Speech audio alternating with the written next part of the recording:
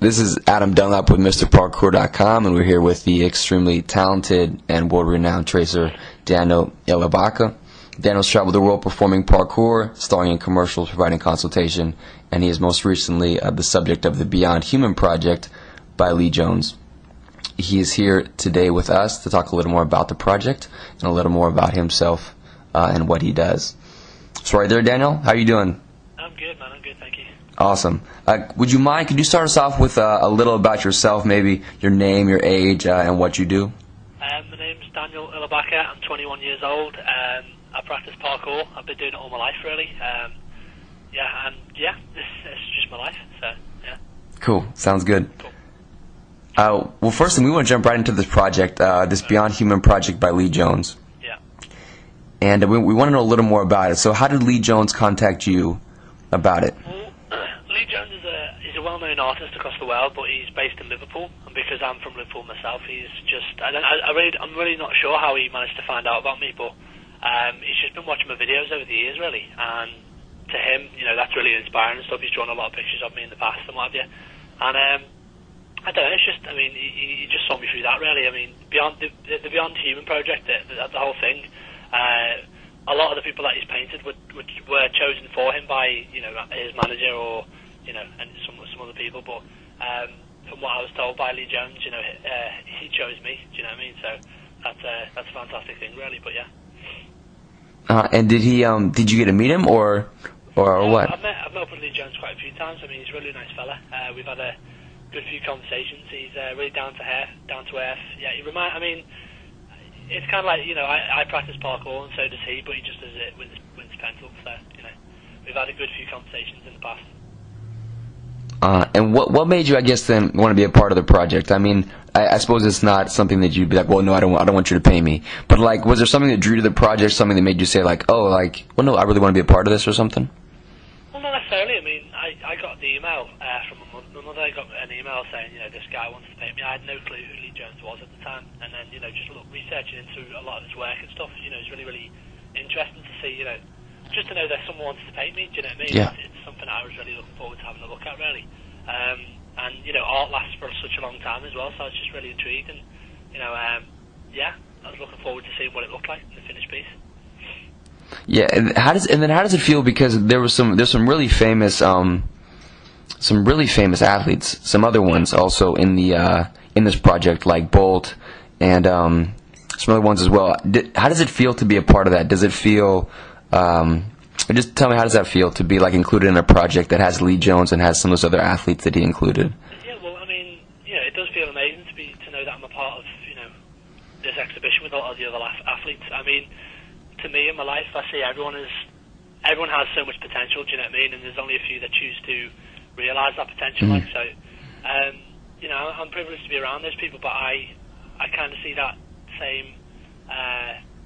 I don't know, everyone is capable of being whatever it is that they choose to be, really. So, I just see it as a group of people that just choose to be them, really. Do you see what I'm saying? Mm-hmm. Yeah, that's pretty much it, really. Wait. Yeah, it's just privileged to be around those type of people, but as I said, it's just that I realise that everyone in the world has potential, and everyone is capable of whatever it is that they choose to put their mind to, really. So, for me, it's you know, it's just good. Yeah. And tell us this then. Then we'll segue into kind of the next thing we wanted to talk about. You put your mind to parkour, right? Is that what you call it, or what do you call what you do? What do I call what I do? Yeah. I mean, like many people have said it in the past, like Bruce Lee, Sebastian, and people like that, they've just called it the way, which kind of makes sense because it is just a basic discipline of life, really, for me, parkour. Mm-hmm. It's Okay. not just a movement that I find, you know, that I get happiness out of. It's living for today and making the most of it, and moving is a very good way of cherishing the moment, really. So that's why, you know, I love moving, and that's why parkour to me is everything. Do you know what I mean? So yeah. I mean, it's like yeah. Gotcha. You know, just washing dishes, you practice washing. It's like parkour helps you to realise every moment is special in whatever action that you're doing, really. So. Okay, so then that'd be why you do it then, or that's like. Well, yeah, that's why I do it. I mean, in the beginning, it was a way. Parkour was a way for me to find myself, but now that I've found myself, I realise that happiness doesn't come from doing the movements. It comes from living for today, and that's all that matters. And realising that, Sure. everything that you do in your life is a choice. You either choose to fall or you choose not to fall. Do you know what I mean? In the beginning, over the years, I've fallen so many times in my life, physically and mentally. But all that I've learned from. Do you know what I mean? And I rarely ever fall anymore. I mean, I'm totally free, I'm totally free because I make every choice, every action, every moment that I'm in, I make a choice. I either choose to fall or choose not to fall, really. So, I mean, what it all comes down to is choice, isn't it? So, yeah, choice. Yeah. Well, then, what do you call yourself? Like, I mean, if someone said, "What are you, Daniel?" Like, what would you say? That's a really tricky question. I'm just a person. I mean, it's really strange because this past year, I've learned. There's so many things that I've started to learn about myself and other people around me. It's just that I just don't like to be separated from anyone else. I mean, people look at me as if I'm something more than what they are, and that kind of restricts me to what I feel I'm capable of. Because to me, I'm just normal. Do you know what I mean? It's just my life. I'm living my life, and I'm not, letting anything restrict me in any way. So it's just, I mean, it's really hard to get my head around it when people look at me as if I'm something more than they are, really. Because as I said, to me, I'm just a person that is just, living for the moment, loving the day, and making the choices that I want to make. Do you know what I mean? Yeah, that's pretty much it, really. That's good. Tell me this then. What does to get where you are, Daniel? You must train a lot. I guess that'd be the thing that people assume. So I guess the question is, what does training mean to you? How do you train? Quite a lot of years it has been about training, it has been about conditioning, it has been about all those things, but it's almost as if conditioning and training is as if I'm trying to prepare myself for tomorrow or the next day. But as I said, I've come to a point now in my life where I realise that today's that all we have. Do you know what I mean? Yeah. It's not necessarily training to me anymore. I mean, you can't call your life training, it's just your life. Do you know what I mean? You go out and you live it, really. So when I say that I'm going out, I don't say that I'm going out to train, I just say that I'm going out or I'm going out to play, because it is just playing with reality. Do you know what I mean? Yeah. As I said, I don't really, in the eyes of people that practice parkour, I actually don't practice parkour that much, to be honest, because I know that I don't need to move to progress. Do you understand what I'm saying? Like, I could literally sit on a pavement the whole day and learn so much more in the day of sitting on that pavement than if I was trying to fit as much as I could into my day, because I realise that progression doesn't come with time of practice. It comes with the moments of choice and belief within yourself, really. And that's, I mean, obviously you've got to get to a point where you have a good physical shape, but, once you have that body and that you're physically capable, there's nothing that you cannot do, and it's not something that you have to.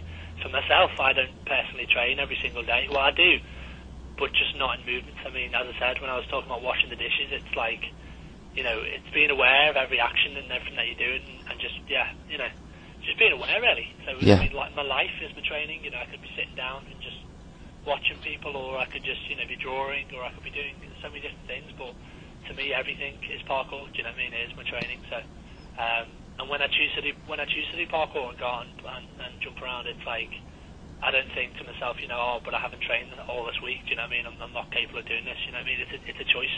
Yeah, I mean, every day is a constant battle, really. So, yeah, I just make the choice not to listen to all those negative thoughts and just to stay happy, really. Because, as I said, even emotion's a choice as well. So, yeah, that's pretty much it, really. That's good. Well, tell me about this. What about do you still have like goals, or as far as your training goes? Like, do you still have? Are you still trying to progress, or what would be like the hole in your game, so to speak? What would you say? Like, I'm really trying to improve this. Like, is there anything you're trying to improve? Like, you said you could sit on the pavement all day and still learn something, but is there something you're still trying to learn, or still something you're trying to accomplish physically?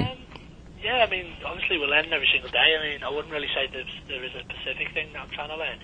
I'm just open to a lot of things. I just got distracted. Sorry.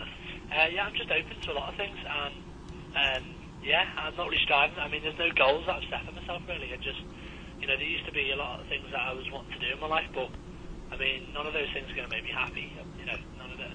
Like, I've been to so many places around the world, and they're all beautiful, and I really cherish those moments. But it's like we choose to be happy with physical things, we choose to be happy with money, we choose to be happy with these things, and I don't know, I'm just loving today, to be honest. So that's all I can really say. Yeah. Oh. Yeah. Well, that's great. Is there with that said, 'cause I think maybe you take it sounds like you take a more I mean, for lack of a better word, maybe a more laid back approach. I think a lot of people are like train, like accomplish, and maybe that's because of